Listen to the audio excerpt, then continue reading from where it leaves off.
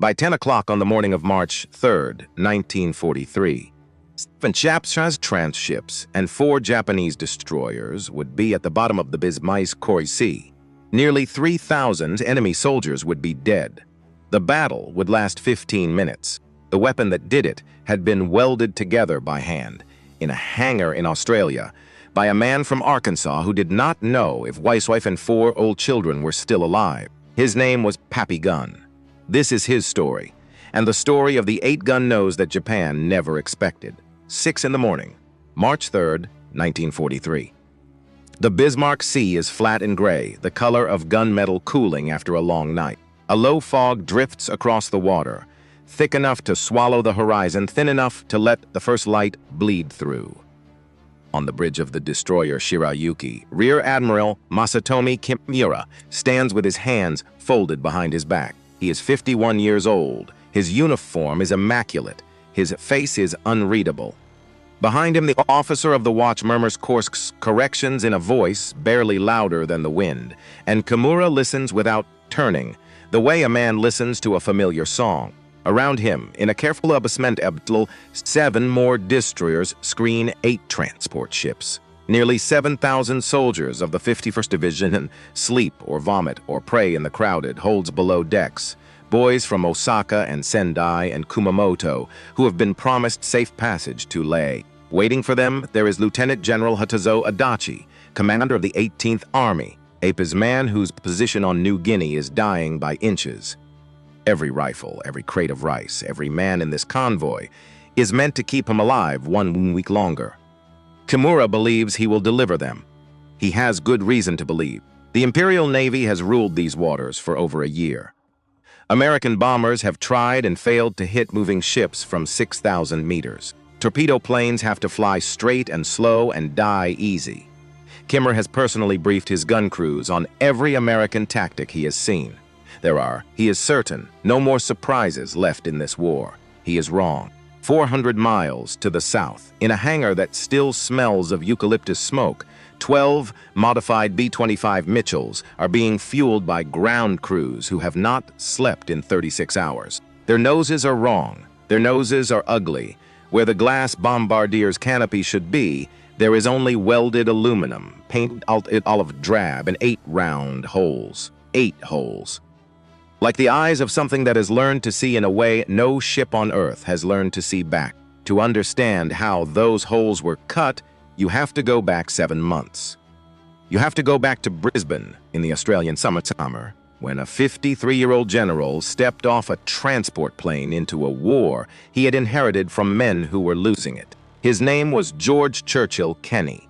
Small, wiry, a chain smoker with a boxer's jaw and a mathematician's eyes. Douglas MacArthur had summoned him from Washington to command the 5th Air Force, and MacArthur had made his instructions brutally simple. Fix it, or don't come back. Kenny arrived in Brisbane in late July of 1942. What he found was catastrophe. Bombers scattered across airfields with no spare parts. Pilots demoralized by months of missing every target that mattered. Ships passing untouched below squadrons that had been trained to bomb them from 4 miles up. Between June and August, his B-17s had dropped hundreds of bombs on Japanese shipping. They said sunk almost nothing. Kenny did not need a report to understand what was wrong. He needed to walk the flight lines. And in early August, on a hot afternoon at Charters Towers, north of Brisbane, he did exactly that. That is where he met a man welding machine guns into the nose of an A-20 Havoc. The man was tall and lean and 43 years old. He was covered in grease. He wore a greasy uniform with the double barbars of a captain, which was odd, because everyone who worked with him called him Colonel, and everyone who worked for him called him Pappy. And he answered to both. His name on the payroll was Paul Irvin Gunn. In Arkansas, where he had been born in 1900, they had called him nothing but Paul. He had done 21 years in the United States Navy, most of them as an enlisted aviation mechanic, some of them as a naval aviator flying open cockpit biplanes. He had retired in 1939 as a chief petty officer. He had moved his family to Manila to run a small commercial airline called Philippine Airlines. He had been happy, briefly.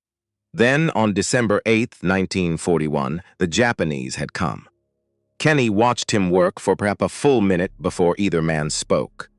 Gunn had a torch in one hand, and a Browning M250 caliber machine gun braced against his hip like a stubborn child. He was fitting it by eye into a hole he had cut in the aircraft's aluminum skin. There was no drawing. There was no blueprint. There was, Kenny would later realize, no authorization at all. The general finally cleared his throat. "Where did you get that gun, Captain?" Gunn did not look up. He kept welding. When the bead was finished, he lifted his goggles and squinted at the general as if trying to remember whether he had been introduced. 40, he said. "There's about 170 wrecked fighters in a lot behind the hangar. Nobody's using the guns. And the ammunition? Same place. And the authorization?" Now Gunn set the torch down. He wiped his hands on a rag that had stopped being useful years ago. He looked at Kenny with the flat, tired eyes of a man who had already been told no by everyone in the Southwest Pacific and had decided some time ago that no was not a word he was going to accept anymore. "General," he said, "if we wait for authorization, we lose the war." Any other commander would have relieved him on the spot. Kenny had come from Washington. Kenny knew regulations by heart.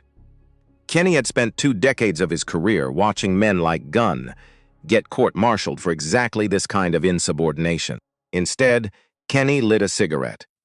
He walked around the A-20 slowly, ducking under the wing, running his hand along the fuselage. He looked at the .450 caliber machine guns Gunn had already welded into the nose. He looked at the 5th one still smoking in the vise. He did the arithmetic in his head. 4 guns forward, 2 on each cheek. 8 barrels pointing at whatever a pilot pointed the nose at. A single squeeze of the trigger would send more than 6,000 rounds per minute into a target. More than most destroyers carried in their entire anti-aircraft battery. Kenny turned back to Gunn. He did not smile. Generals in July 1942 did not smile. "Captain Gunn," he said, "as of this moment you are working for me." 2 weeks later, Paul Irvin Gunn was promoted to major. Kenny gave him a new title on the letterhead of 5th Air Force. Special Projects Officer. It meant nothing. It meant everything.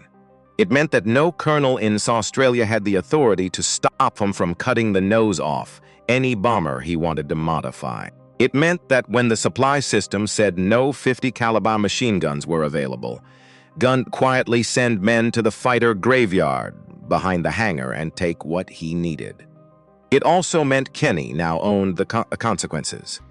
Kenny accepted that.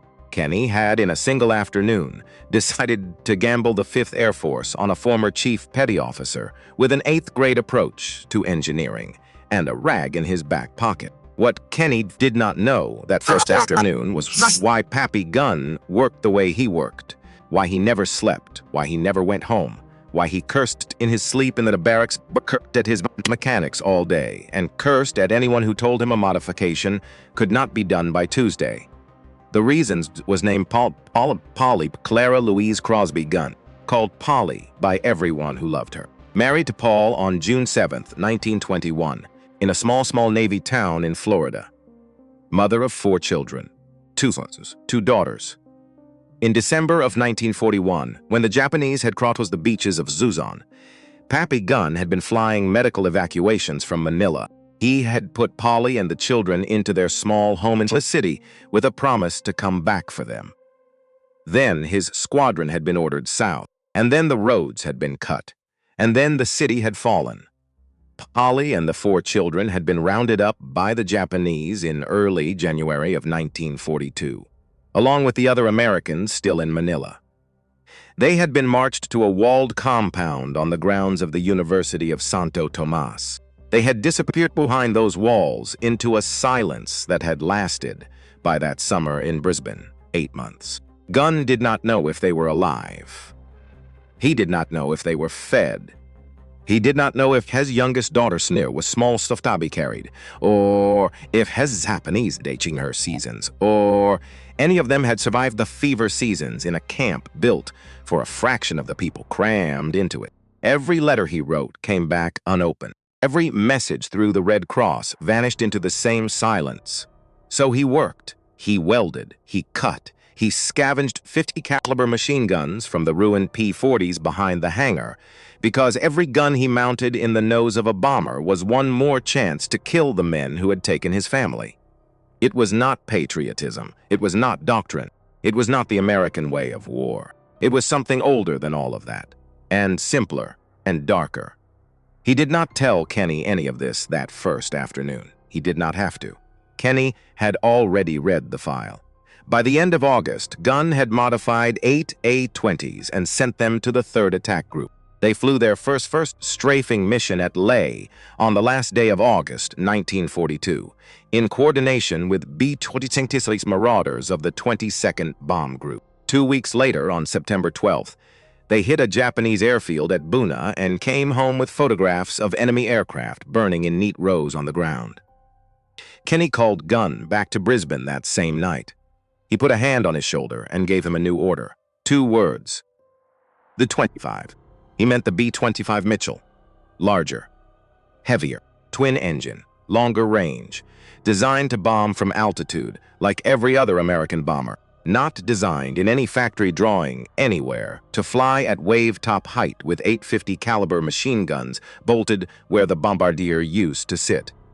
Gunn nodded once. He walked out into the Australian night, and somewhere out in the Bismarck Sea, 5 months in the future, an admiral named Masatomi Kimura was already sailing toward a morning he could not imagine. The war he thought he understood was about to end. Eagle Farm Airfield, Brisbane, November of 1942. If you have ever worked a night shift in a metal shop, if you have ever smelled the sharp, sweet stink of hot aluminum and cutting oil and stale coffee at 3 in the morning, then you already know what this hangar smelled like. And if you have ever been 43 years old and running on 4 hours of sleep and driven by something you cannot say out loud, then you already know what Pappy Gunn looked like, standing under that single hanging bulb. He was staring at a B-25 Mitchell. She sat on her nose gear in the middle of the hangar, twin tails brushing the rafters, engines cold. She was beautiful in the way American war machines were beautiful in 1942. Clean lines, sharp glass.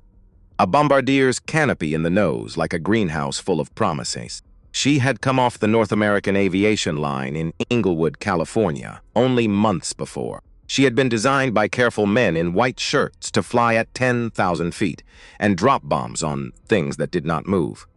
Gunn was about to cut her face off. Standing beside him with a clipboard he was not looking at and a cigarette he had forgotten to light was a man named Jack Fox. Fox was a civilian. Fox was the field service representative from North American Aviation, which meant he was the factory's eyes and ears in the South Pacific, which meant that when Papa was cutting up North American's brand new bomber with a hacksaw, Jack Fox was the man who was supposed to stop him. Jack Fox had made a different decision. He had watched Gunn work on the A-20s for 2 months. He had seen the photographs from Buna. He had done the arithmetic the same way Kenny had done it.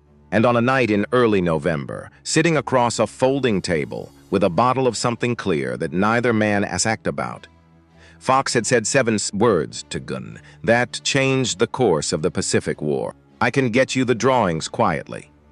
That was how it started. Not with an order, not with a program. With 2 tired men and a bottle and a promise. By the middle of November, they had the nose section of a war-weary B-25C in a jig. They cut away the plexiglass. They cut away the bombardier's compartment. They cut away everything that had made her, on paper, a bomber. In its place, Fox drew and Gunn welded a bulkhead of 1/4-inch steel. Into the bulkhead, they cut 4 round holes. Behind those holes, they mounted 4 Browning M250 caliber machine guns, staggered so the barrels would clear each other's blast. Below the cockpit, on each side of the fuselage, they added blister packs, 2 more guns per side, 8 guns forward, all of them squeezed by the pilot's right thumb. They had a problem the very first time they tried to fire her. Gunn taxied the modified B-25 out onto the tarmac at Culver Farm on a still morning at the end of November. He had ammunition belts loaded in every gun. He locked brakes, ran the engines up, aimed the aircraft at a stacks of sandbags at the end of the ramp, and pulled the trigger. The muzzle blast peeled the aluminum skin off the underside of the fuselage in a strip 6 feet long. Gunn shut down the engines.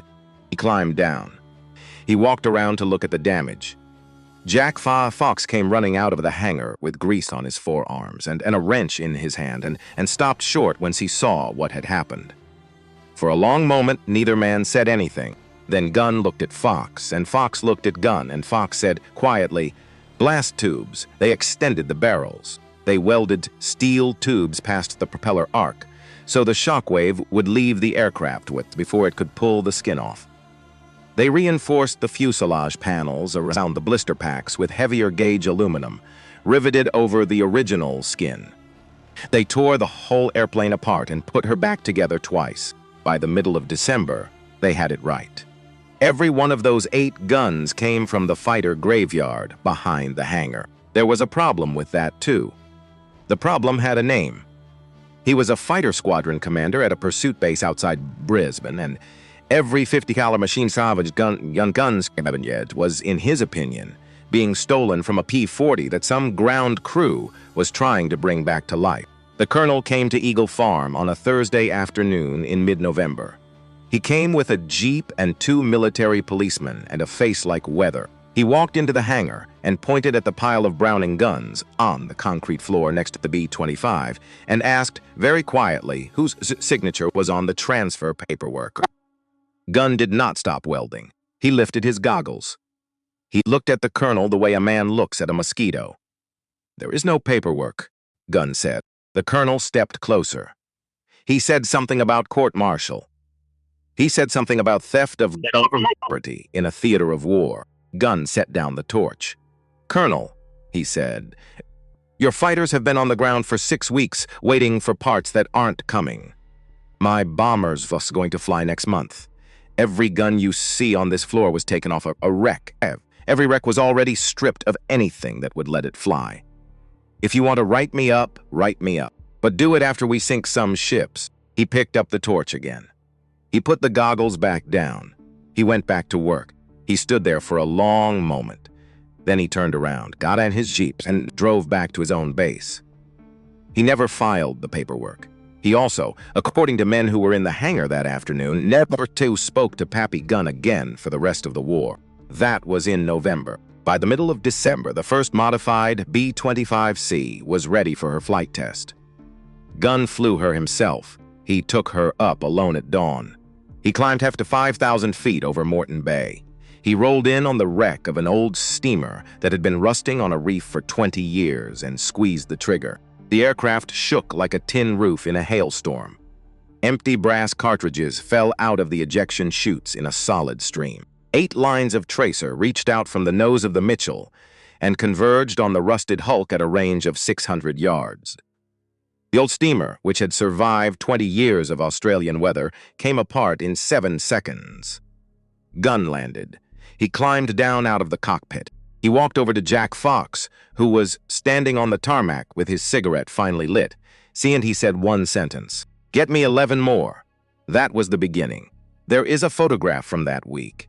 It sits in the National Archives now. It shows Pappy Gunn leaning against the nose of that first modified B-25, one hand resting on the muzzle of a machine gun, his face turned slightly away from the camera.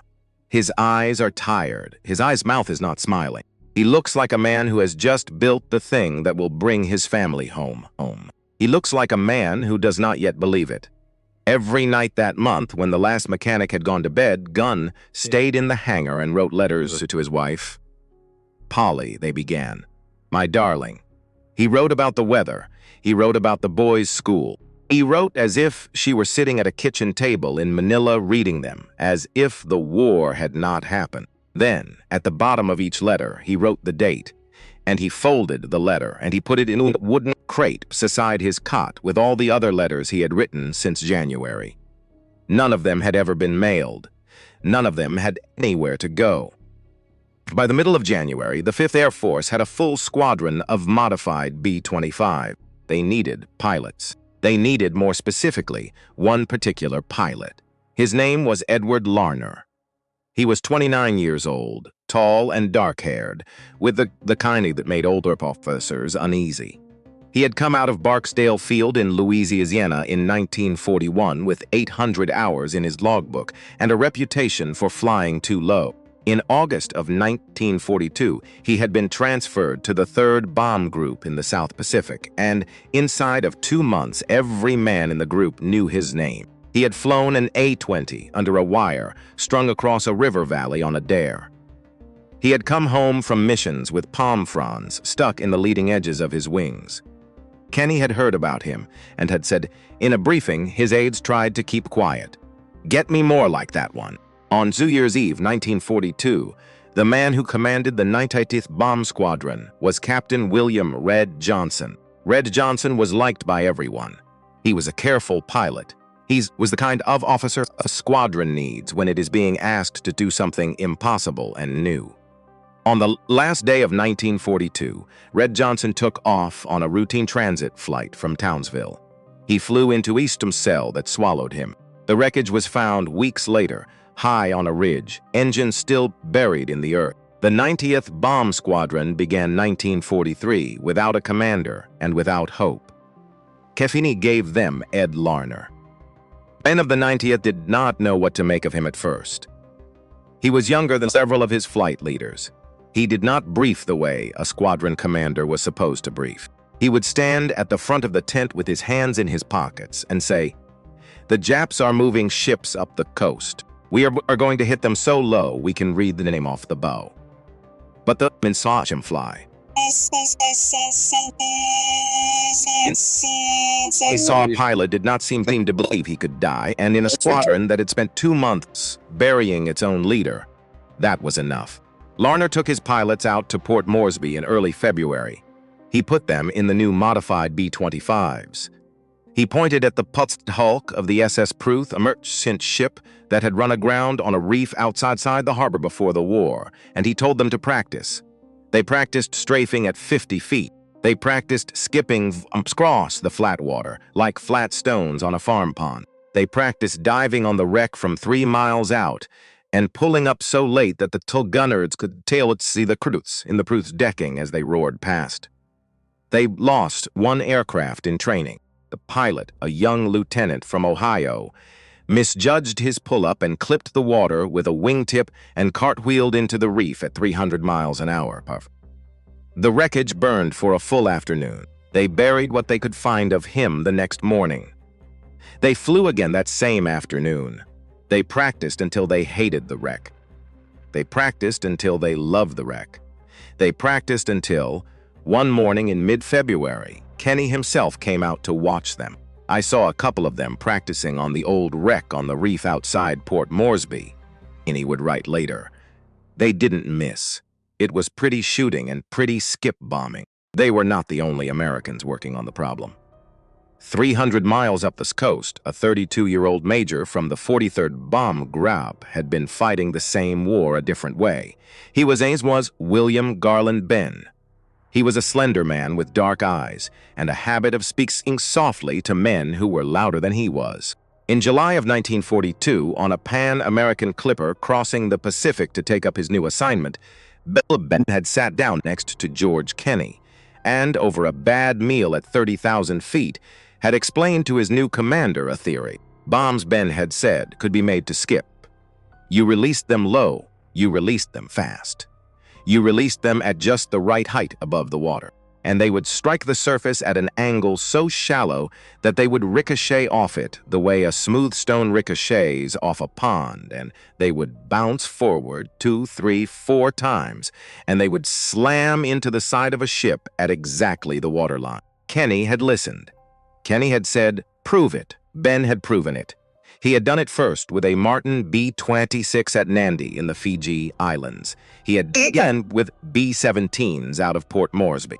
On October 23rd of 1942, a B-17 of the 63rd Bomb Squadron under Ben's direction had put a bomb through the hull of a Japanese ship anchored in Rabaul Harbor by skipping it across the water at night. By January of 1943, Bill Ben was the acknowledged father of skip bombing in the South Pacific. He was a rising star. He had earned a Silver Star. He was 32 years old. On the 18th of January, 1943, Major William Benn took off from Port Moresby in a BZ-17 for a routine reconnaissance flight along the New Guinea coast. The weather was bad. The weather in New Guinea was almost always bad. He flew into a wall of cloud and never came out. The wreckage of his aircraft would not be found for more than 60 years. It sat, silent and uncinch, on the side of Jungle Mountain, its guns pointed at nothing, its crew still buckled to their seats. Bill Ben never saw the tactic he had invented, used to win the battle he had trained his crews to fight. He died in the same week Ed Larner took command of the 90th. He died 6 weeks before the Bismarck Sea. Kenny was told on the 18th. His aide handed him the Zemedage in his office in Brisbane. Kenny read it twice. He put it face down on his desk. He did not speak for a long time. Then he stood up, walked to the window, and looked out at the harbor for a while, and then he went back to work. There was no time. There was never time. The techniques that Bend had built were now Larner's to carry forward. The bombers that Gunt had cut and welded and rebuilt were now Larner's to fly. The war was compressing itself into a single squadron and a single month. And none of the men involved were entirely sure they would live to see the end of it. At Port Moresby in the second week of February, Larner gathered his pilots under the wing of a parked B-25 late one evening, after the day's practice was done. There were 12 of them, counting himself. Some were 22 years old. Some had wives at home they had not seen in a year. Some since were on their second combat tour, and knew, with a kind of quiet certainty most men never carry, what the odds were. Larner did not give a speech. He was not that kind of officer. He said, "You have all seen what these airplanes can do. When they call us up, we are going to fly right down on the deck at the biggest ships the Japanese have. We are going to fly close enough to spot on them. Half of you are going to be scared. All of you are going to be scared. Fly the airplane, anyway." That was all. He walked back to his tent.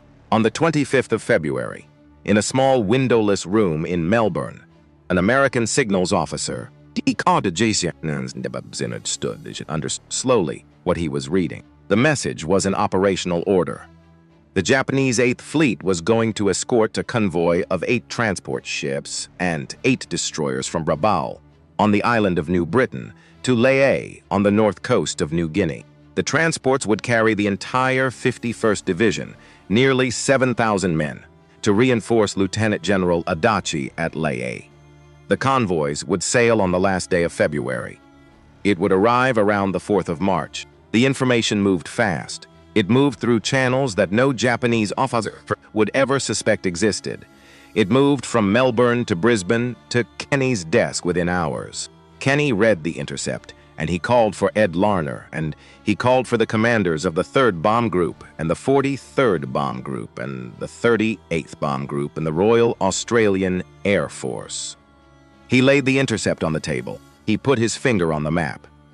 "They are going to sail," he said. "We are going to sink them all." The plan came together in 72 hours. Both fighters of the FORAF would go in first at wave-top height and strafe the destroyer's anti-aircraft crews. B-17s would bomb from medium altitude to break up the convoy's forces.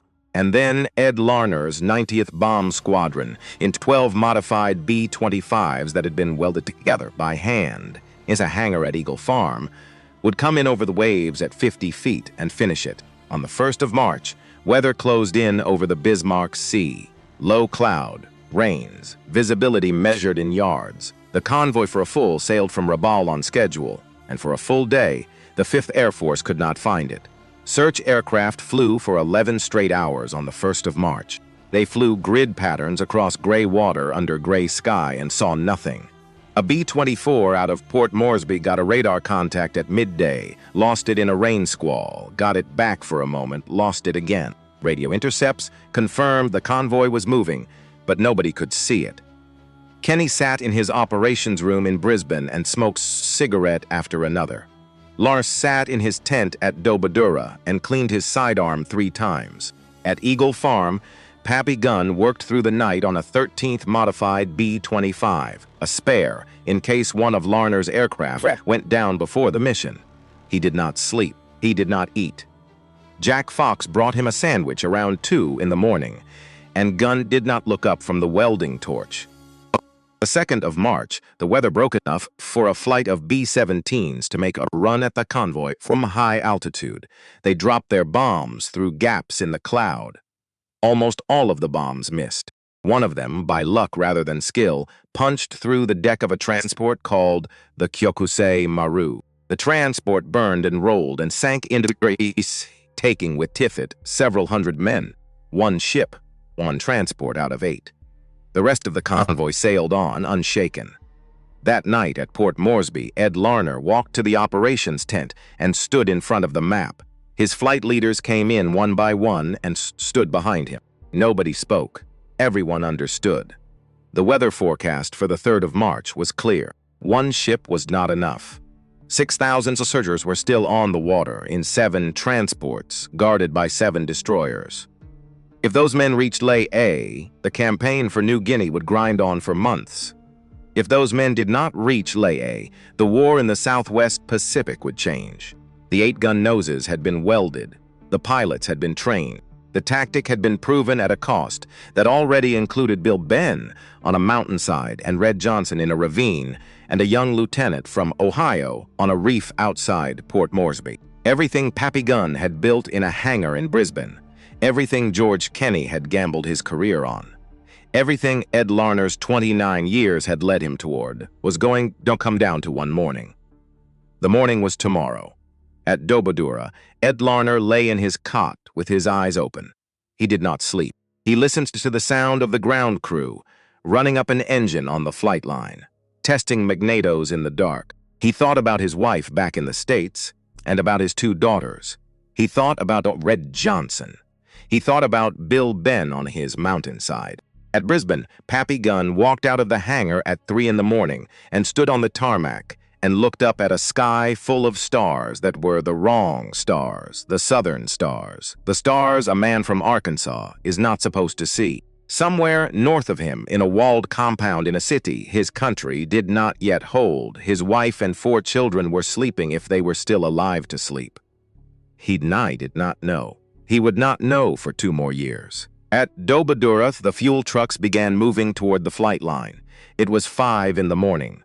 The weather was clear. 10 o'clock in the morning, March 3rd, 1943. The fog is gone. The sea is flat. The sun is high enough to throw hard shadows on the water. Rear Admiral Masatomi Kimura is still on the bridge of the Shirayuki. He has not slept. He has been watching the sky since dawn. 20 minutes earlier, his lookouts had reported the first American aircraft. A formation of B-17s at 7,000 feet is exactly the kind of high-altitude attack his gun crews have trained to defeat. His destroyers had opened up with everything they had. The sky had filled with black puffs of anti-aircraft fire. 2 of the C-17s had trailed smoke and turned away. The bombs from the rest had fallen wide, throwing up columns of white water between the ships, but hitting nothing. Kimura had allowed himself the smallest breath of relief. That was his mistake. Because while every gun crew on every ship in his convoy was pointed at 7,000 feet, the horizon to south had gone dark with something else. 12 B-25s, wave-top height, 50 feet above the ocean, so low their propellers were kicking spray off the crests. Beside them, 13 Australian Boa fighters of No. 30 Squadron, RAAF, coming in on a parallel line, low and fast and unseen against the water. Above them, at 3,000 feet, 20 P-38 Lightnings covering the sky. Leading the B-25s in the lead Mitchell of the 99th Bomb Squadron was Major Edward Larner. He did not radio. He did not need to. He had briefed his pilots for a week. He had told them to break off at 4 miles, pick their targets, and not to pull up until they could count the rivets on the hull. At 4 miles, he broke. The 90th Bomb Squadron split like a fistful of gravel thrown at the windshield. 12 Mud Mitchells sprayed fanning out across the width of the convoy. Each ship's suddenly the target of 850 caliber machine guns coming in at 280 miles an hour. Larner picked the Shirayuki. He came in off her port bow. He held her in his gun sight. He waited until the range indicator on his windscreen crossed 1,200 yards, and then he squeezed the trigger. There is no sound in history quite like 8 Browning M2Os firing at once from the nose of a bomber. It is not a rattle. It is not a burst. It is a single, sustained mechanical scream.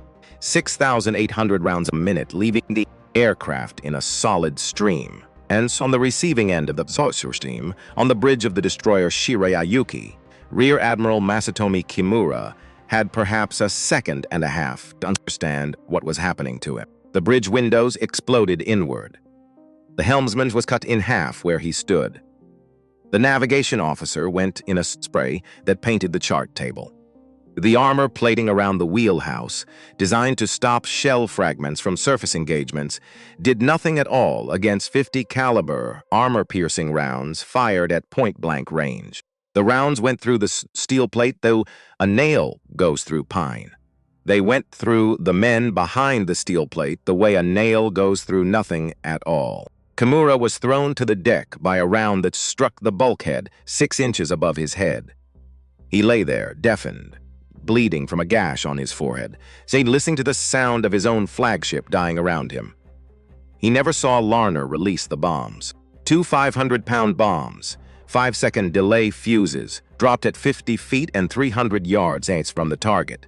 They struck the water. They skipped again. The first one hit the Shirayuki just below the waterline, punched through her hull plating, and detonated in her forward engine room. The second one went in faint aft of the first. 2 dull, heavy thumps, half a second apart, deep inside the destroyer's guts. Larner banked away hard to the right. His tail gunner, a young sergeant on his first combat mission, watched the Shirayuki's back break. He watched the bow and the stern rise slightly as the middle sagged. "The sea rush into her," he said over the intercom in a voice that did not sound like his own. "Sir, she's going." Larner did not answer. He was already lining up on his second target. Behind him, across 2 miles of ocean, the same thing was happening to every ship in the convoy. Captain John Jock Hennebrey, Larner's wingman, was on the transport Teo Maru. He held his fire until 800 yards, and then walked the 8-gun, burst up her side from the waterline to the wheelhouse, watching anti-aircraft crews on her deck simply disappear inside the tracer stream. His bombs went into her boilers. She blew apart from the inside. Lieutenant Charles Howe was on the destroyer Arashio. He came in on her beam. His guns swept her main battery clear of gunners in a single pass. His bombs opened her hull. She began to sink almost gracefully, listing to port, her signal flag still flying. Another B-25 the 9th came in on the transport Kembu Maru. She was carrying aviation fuel to Lae. When the bomb base hit her, she did not sink. She exploded. The fireball went up 800 feet in the air and stayed there for what witnesses on other aircraft described as a full minute. A column of black smoke and orange flame that could be seen from 30 miles away. The Australians in the Beaufighters came in behind the Americans. They strafed the destroyers with 20mm cannon and 3 303 machine guns, working over anything that was still shooting back. Flight Sergeant Fred Cassidy walked his cannon shells across the deck of the destroyer Tokitsukaze and saw the anti-aircraft crews thrown into the air by the impacts, the way a man throws grain to chickens. The whole thing took 15 minutes. 15 minutes. When it was over, 7 of the 7 remaining transports were sinking or on fire or gone. 4 of the 8 destroyers were sinking or on fire or gone. The Shirayuki, Rear Admiral Kimura's flagship, was rolling onto her side. Kimura himself was pulled off her by a launch from the destroyer Shikinami, with a gash on his head and no words at all. Nearly 3,000 Japanese soldiers of the 51st Division were in the water or under it. American losses: 3 B-17s, 1 B-25, 13 airmen. One of the B-17s was called the Double Trouble. She was piloted by Lieutenant Woodrow Moore. She was hit at altitude by a Japanese Zero fighter, and she caught fire, and her crew bailed out over the Bismarck Sea. The Japanese fighters that were still in the sky came down on the parachutes. They opened fire on the crew of the Double Trouble as they hung in their harnesses. They killed 7 men who could not shoot back, who could not maneuver, who could only watch the traitor come at them and know what it meant. American pilots in other aircraft watched it happen. Some of them radioed what they were seeing. Some of them could not speak. The war changed color at that moment for the men who saw it. The next day, on the 4th of March, American aircraft and PT boats returned to the Bismarck Sea. There were still hundreds of Japanese soldiers alive in the water, clinging to wreckage, drifting in life rafts waiting to be picked up. The orders had come down from 5th Air Force headquarters, and behind those orders was General Kenny, and behind Kenny was General MacArthur. The orders were to prevent any of those soldiers from reaching Leh. American aircraft came back, B-25s, A-20s, PT boats on the water. They strafed the rafts. They strafed the swimmers. Some pilots refused to fire and turned away. Most did not. They had watched the Double Trouble's crew die in their parachutes 24 hours before, and now they were being asked to look down the barrels of their guns at men who had done that. And the pilots who fired that day carried it with them for the rest of their lives. And after the war, some of them talked about it, and some of them never did. There is no clean way to tell this part. There was no clean side. There was only a war that had ceased weeks earlier to be about anything but survival. Rear Admiral Kimura survived. He was transferred out of the surface fleet within 6 months. He would live until 1960. He never publicly discussed the Bismarck Sea, but Japanese naval planners who studied the battle came to a single conclusion. The Americans had built a weapon the Imperial Navy did not know existed. So it was time they saw it. The war at sea was already over. They were right about that. After the 3rd of March, 1943, the Imperial Japanese Navy never again attempted to move a large troop convoy in daylight within range of 5th Air Force. They tried destroyers at night. They tried submarines. They tried barges, hugging the coast. None of it was enough. The garrisons on New Guinea began to starve. Adachi's 18th Army, waiting at Leh for the reinforcements that would never come, began the long, slow retreat into the jungle that would end with 2/3 of his men dead, not from bullets, but from hunger and disease. Douglas MacArthur read the after report at his headquarters in Brisbane on the evening of the 4th of March. He put down the paper. He looked at his aide. He said, "This is one of the most complete and annihilating combats of all time." He was not exaggerating. Ed Larner did not live to hear it. 58 days after the Bismarck Sea, on the 30th of April, 1943, Major Edward Larner took off from Dobaduraba in a B-25 loaded with fuel mule, with bombs still in the racks, and with 8 passengers in the fuselage. He had a habit, when he came home from a mission, of diving on the airfield and pulling up into a steep climbing turn, a chandelle, a fighter pilot's maneuver in a bomber that was not built for it. He tried it that afternoon with a full airplane. The Mitchell stalled at the top of the climb. She fell off on one wing.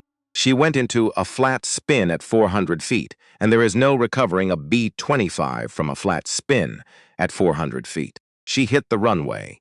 She exploded. There were no survivors. The man who had led the attack that changed the Pacific War was killed by his own showmanship in front of his own men in the calm of a routine afternoon on the base he had flown home to. He was 29 years old. He left a wife and 2 daughters. The 90th Bomb Squadron buried him and gave the squadron to Jock Henry, who had flown on his wing at the Bismarck Sea, who would live through the war, who would become a general, and who would never, for the rest of his life, land a B-25 with a chandelle. At Brisbane, Pappy Gunn received the news of Larner's death and did not speak for the rest of the day. He went to the hangar. He worked on a B-25 gun bay until 3 in the morning. He wrote no letter to Polly that night. In the summer of 1943, Kenny sent Gunn back to the United States. North American Aviation was going to build the 8-gun nose at the factory. They wanted Gunn to show them how. He went to Inglewood, California, and then to Kansas City, CDK, Kansas. And he stood on the assembly line and told them where the blast tubes had to go, and where the ammunition feeds run, and how thick the fuselage patches needed to be. The B-25 rolled off the line in late 1943. The B-25J followed. The game models carried 1850 caliber machine guns firing forward, the firepower of 3 P-51 Mustangs, in a single medium bomber. They were built because a man from Arkansas had welded 4 guns onto an 820 in a hangar in Australia in August of 1942. But while Pappy Guns was in Kansas City, his wife and his 4 children were still behind the walls of Santo Tomas. They were still alive. He did not know that. The Red Cross messages still came back unopened. Polly had grown thin. His children had grown up without him. They were not liberated until the 3rd of February, 1945. That morning, the 1st Cavalry Division of the United States Army broke down the gates of Santo Tomas and freed 3,700 civilian internees who had been held there for 3 years and 1 month. Pappy Gunn flew into Manila within the week. He walked through the camp gates in a colonel's uniform. He found Polly. He found his 4 children. He found them alive. That was almost 2 years after the Bismarck Sea. 2 years of not knowing. 2 years of writing letters to a wooden crate. He held them. He said nothing that anyone who was there ever wrote down. Paul Irvin Gunn retired from the Army Air Forces in 1948, a full colonel. He went back to running his small airline in the Philippines. He was flying a charter aircraft on the 11th of October, 1957, when he was caught in a typhoon over the South China Sea. His aircraft went down. His body was recovered days later. He was 57 years old. He is buried at Barrancas National Cemetery at Naval Air Station Pensacola, Florida, where he had learned to fly as a young enlisted man 40 years before. There is a photograph of an 8-gun B-25 nose in a museum in the United States today. It hangs on a wall, restored, polished, the barrels of the Brownings still pointed at whatever visitor happens to walk past. Most of such visitors are old men now.